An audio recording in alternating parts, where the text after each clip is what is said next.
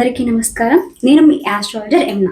రీసెంట్‌గా పోస్ట్ చేసిన రెమెడీలో చాలా మందికి చాలా డౌట్స్ అనేవి ఉన్నాయి. సో, ఆ డౌట్స్‌ని క్లియర్ చేయడానికే ఈ వీడియోని చేస్తున్నాను. ఈ వీడియోని చివరి వరకు స్కిప్ చేయకుండా చూడండి. సో, దీన్ని ఎలా చేయాలి? ఎప్పుడు చేయాలి? ఎక్కడ చేయాలి? దీనికి కావాల్సిన ఐటెమ్స్ ఏంటి? అనేవి చాలా డౌట్స్ అడిగారు. సో, వాటన్నిటిని నేను క్లియర్ చేస్తానండి.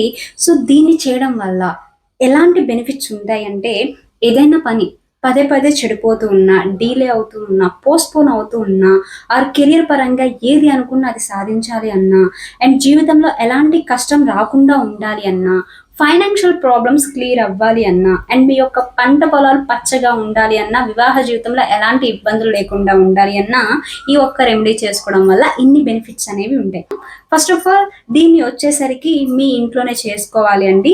మీ ఇంట్లో బుధవారంకి ముందుగానే పసుపు నీళ్ళతో ఇంటిని శుభ్రం చేసుకోవాలి. సెకండ్‌ది వచ్చేసరికి ఇది మీ ఇష్టదైవం దగ్గరైనా చేయొచ్చు, లేదా కులదైవం దగ్గరైనా చేయొచ్చు. కొంతమందికి ఇష్టదైవం, కులదైవం తెలియని వాళ్ళు ఉంటారు. సో, వాళ్ళకి వినాయకుడి దగ్గర చేసుకోవచ్చు. సో, ఇది సెకండ్‌ది. థర్డ్‌ది వచ్చేసరికి కొంతమందిది రొటీన్‌గా డైలీ పూజ చేసేవాళ్ళు ఉంటారు. అసలు చేయని వాళ్ళు కూడా ఉంటారు. సో, అలాంటి వాళ్ళు ఎలా అయినా ఈ రెమెడీ అనేది చేసుకోవచ్చండి.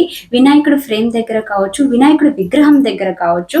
ఫస్ట్ ఒక తమలపాకు పెట్టేసి, దాని మీద 7 లవంగాలు, 7 యాలుకలు పెట్టేసి, ఒక మూటలాగా చుట్టి, దాన్ని రెడ్ కలర్ క్లాత్‌లో కావచ్చు, లేదా గ్రీన్ కలర్ క్లాత్‌లో కానియండి, మూటలా కట్టేసి, ఆ యొక్క మూటని వినాయకుడి ఫ్రేమ్ దగ్గర లేదా విగ్రహం దగ్గర పెట్టాలి. కాళ్ళ దగ్గర పెట్టేసిన తరువాత ఆ యొక్క మూటకి మీ యొక్క సంకల్పం, అంటే ఎలాంటి ప్రాబ్లమ్స్ అయినా, రిలేషన్షిప్ పరంగా అయినా, ఫైనాన్షియల్‌గా అయినా, ఏవైతే మీ ప్రాబ్లమ్స్ ఫేస్ చేస్తున్నారో దానికి సంబంధించిన ఆర్ మీ యొక్క సంకల్పం ఏదైతే ఉందో ఆ యొక్క మూటకి చెప్పుకొని, మీ యొక్క పూజా విధానం ఎలా అయితే ఉందో పూజని అంతా కంప్లీట్ చేసిన తర్వాత, అబ్బాయిలు అయినట్లయితే దాన్ని మొలతాడుకి కట్టుకోవాలి, అమ్మాయిలు అయినట్లయితే హ్యాండ్ బ్యాగ్‌లో పెట్టుకోవాలి. ఇది వచ్చేసరికి ఈ మూట 41 రోజులు మీ దగ్గర ఉండాలండి. ఈ 41 రోజుల్లో ఈ మూటని మీ దగ్గర మిస్ అవ్వడానికి లేదు.